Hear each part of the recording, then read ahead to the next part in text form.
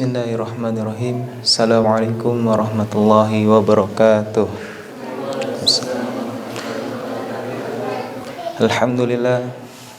Alhamdulillahi rabbil alamin. Wabihi nasta'in ala umuri dunya wa din. Wassalatu wassalamu ala asrafil anbiya'i wal mursalin.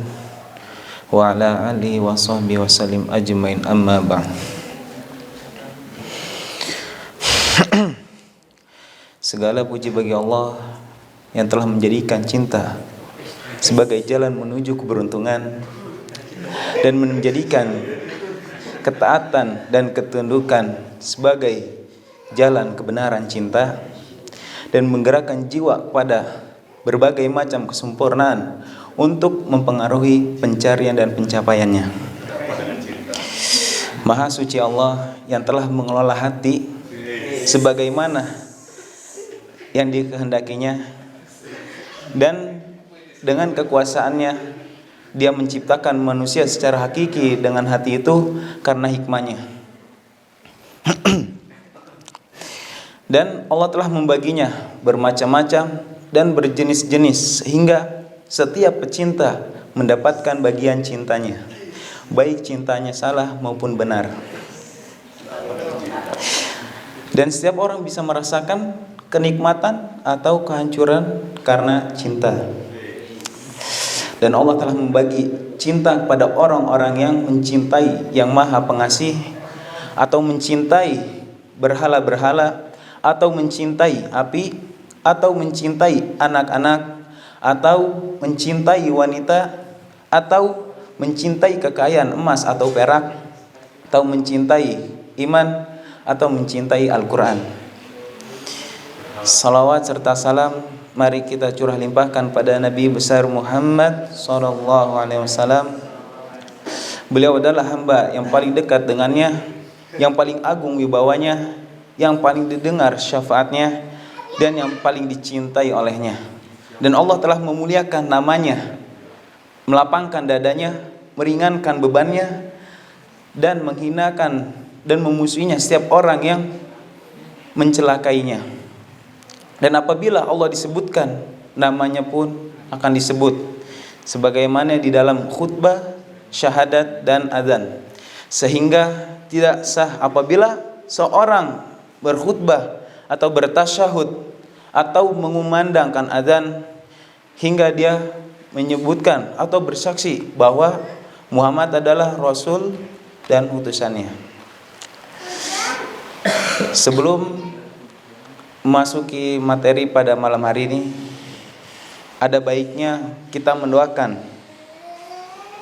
pengarang buku, yaitu Imam Al-Qurtubi, Imam Ibnu Qayyim Al-Jauziyah. Ya, kita kirimkan Al-Fatihah untuk beliau ya. Karena berkat beliaulah kita mengetahui penyakit-penyakit hati. Ya, kita kirimkan Al-Fatihah untuk beliau. Al-Fatihah.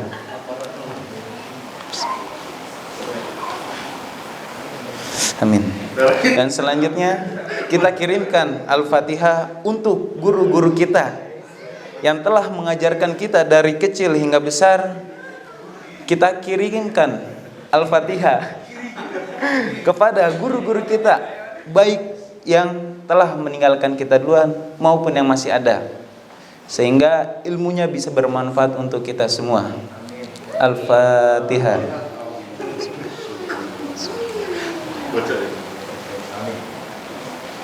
Amin. Selanjutnya kita kirimkan Al-Fatihah untuk kedua orang tua kita, baik yang masih ada maupun yang telah meninggalkan kita.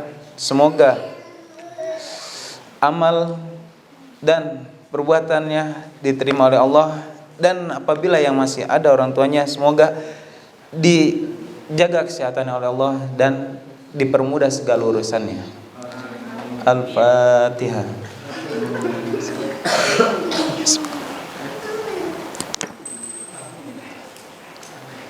Amin. Selanjutnya kita kirimkan Al-Fatihah juga untuk saudara-saudara kita yang tertimpa bencana atau musibah, karena dari kemarin juga banyak info gempa banyak. Ya, kita doakan, kita kirimkan Al-Fatihah untuk saudara kita ya, supaya atau semoga saudara kita ini kuat gitu kesabarannya dan bersabar menghadapi setiap bencana yang Allah kirimkan. Al-Fatihah.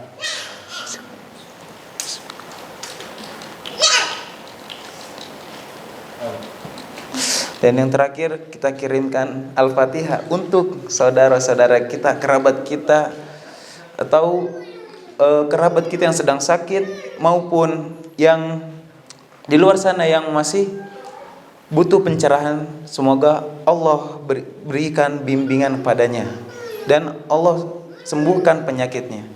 Al-Fatihah.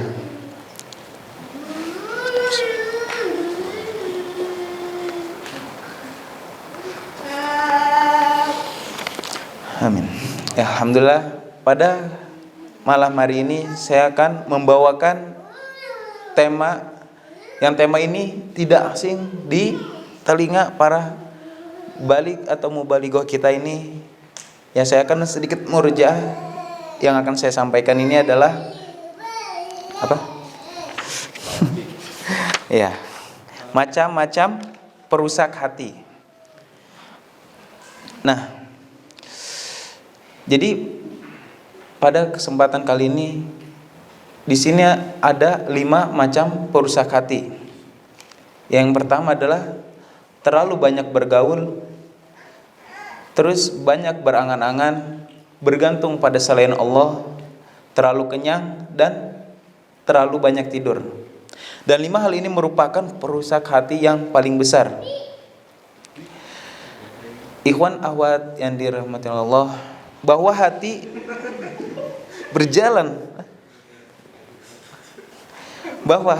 berjalan menuju Allah dan membimbing kita untuk menuju akhirat. Dan hati ini menyingkap jalan kebenaran, dan hati mengungkapkan keselamatan pendengaran dan penglihatannya. Akan tetapi 5 perusak hati ini bisa meredupkan cahaya hati dan membutakan mata hati dan membebalkan pendengarannya, meleburkan tekadnya dan menghentikan azamnya dan mendesaknya mundur ke belakang. Dan barang siapa yang tidak menyadari hal ini, maka hatinya telah mati. Dan Imam Ibnu Qayyim mengibaratkan hati mati ini seperti mayit yang ditusuk gitu. Jadi tidak terasa sama sekali. Oleh karena itu di sini dituliskan bahwa semoga kita terhindar dari 5 perusak hati ini. Dan untuk selanjutnya saya akan membacakan atau memperinci yang pertama, ialah terlalu banyak bergaul. Dan di sini pasti sebagian teman-teman telah mengetahui apa yang dimaksud terlalu banyak bergaul. Dan mungkin pada kesempatan ini saya akan membacakan ayat-ayat atau ayat suci Al-Quran. Ya, sudah tertera di dalam kitab Al-Quran bahwa yang artinya surat Al-Furqan ayat 27 sampai 29. Artinya biar simpel lah. Yang artinya, dan ingatlah hari ketika itu orang zalim menggigit kedua tangannya seraya berkata, aduhai, kiranya dulu aku mengambil jalan bersama Rasul. Kecelakaan besar bagiku, kiranya aku dulu tidak menjadikan si fulan itu teman akrabku. Sesungguhnya dia telah menyesatkanku dari Al-Quran, dan ketika Al-Quran itu telah datang kepadaku. Dan dilanjut bawahnya Allah berfirman pada surat Az-Zukhruf ya, ayat 67, teman-teman akrab pada hari itu sebagiannya menjadi musuh sebagian, sebagian menjadi musuh bagi sebagian yang lain, kecuali orang-orang yang bertakwa. Dan dilanjut oleh perkataan Nabi Ibrahim yang diabadikan dalam Al-Quran pada surat Al-Ankabut ayat 25. Sesungguhnya berhala-berhala yang kamu sembah selain Allah adalah untuk menciptakan perasaan kasih sayang di antara kamu dalam kehidupan dunia ini. Kemudian di hari kiamat sebagian kamu mengingkari sebagian yang lain, dan sebagian kamu melaknat sebagian yang lain, dan tempat kembalimu ialah neraka, dan sekali-sekali tidak ada penolong bagimu. Dan itulah kondisi ketika kita salah memilih teman. Dan selanjutnya adalah terlalu banyak berhayal atau berangan-angan. Dan pada angan-angan ini adalah jadi kita, dan pada kultum sebelumnya juga saya pernah membedakan antara cita-cita dan khayalan. Ada yang masih ingat? Apa Ci? Iya. Nah, jadi perbedaan cita-cita dan khayalan ialah, kalau cita-cita itu adalah kita ada berusaha untuk meraih apa yang kita rencanakan atau yang sudah kita bayangkan. Akan tetapi berbeda dengan angan-angan. Kita hanya berangan-angan, membuang waktu-waktu kita hanya untuk memenuhi khayalan yang kita inginkan gitu. Jadi ketika kita menghayal berapa jam atau melamun itu, jadi hanya waktu kosong saja yang kita buang, dan baiknya dipakai untuk murujaah. Dan yang ketiga adalah bergantung kepada selain Allah. Dan sini sudah jelas ya, ketika orang musyrik di sini telah menutup hatinya gitu, menutup hidayah dari Allah. Dan selanjutnya ialah terlalu kenyang. Dan di sini Imam Ibnu Qayyim berkata, perkara perusak hati yang keempat adalah makanan. Dan perusak hati makanan ada dua macam. Yang pertama yaitu merusak dari dirinya sendiri dan zat yang sendiri, yaitu perkara-perkara yang mengharamkan yang pertama. Dan yang kedua, sesuatu yang merusak diri seorang karena berlebih kadar dan batasnya, seperti makannya terlalu kenyang sehingga kita untuk melaksanakan ibadah selanjutnya itu malas. Dan ada riwayat dari hadis riwayat Tirmidzi mengatakan, tidak ada yang dipenuhi oleh anak Adam yang lebih buruk daripada perutnya. Cukuplah bagi anak Adam beberapa suapan makanan yang menguatkan otot-ototnya. Namun bila ia harus memakan makanan yang banyak, maka hendaklah ia mengatur sepertiga makanan, sepertiga untuk minum, dan sepertiga lagi untuk bernafas atau nafas. Dan sini diceritakan juga bahwasanya iblis berkata kepada Nabi Yahya, dan Nabi Yahya berkata kepada iblis, apakah kamu pernah mendapatkan sesuatu dariku? Dan mendapatkan dariku? Dan iblis pun menjawab, tidak, hanya saja satu kali ada makanan yang dihidangkan kepadamu, lalu aku membuatmu bernafsu memakannya sampai kamu kenyang, sehingga kamu tidak membaca wiridmu di malam itu karena kamu tidur. Dan Nabi Yahya pun berkata, demi Allah, aku tidak akan pernah mengenyangkan perutku selamanya.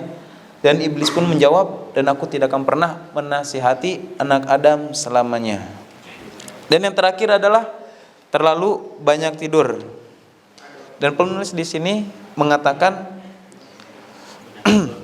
bila kondisi kalian seperti ini, yaitu terlalu banyak makan, maka kalian pun tidak akan selamat dari bencana yang kelima, yaitu terlalu banyak tidur. Karena keduanya merupakan suatu kezaliman, dan bagaimanapun kondisinya, kami akan memperingatkan kalian dengan suara dari penulis ini.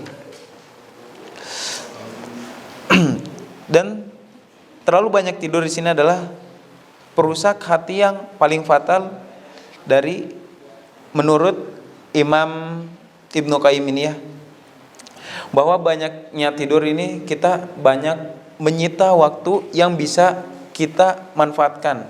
Kita bisa memakai waktu ini dengan produktif. Bisa buat olahraga, bisa buat murojaah, atau bisa melakukan hal-hal yang lainnya. Mungkin pada malam hari ini cukup ini ya yang bisa saya bawakan. Kurang lebihnya mohon maaf. Bila ada kesalahan pada diri saya maupun perkataan atau perbuatan atau dari gerak-gerik atau sikap saya, mohon dimaafkan.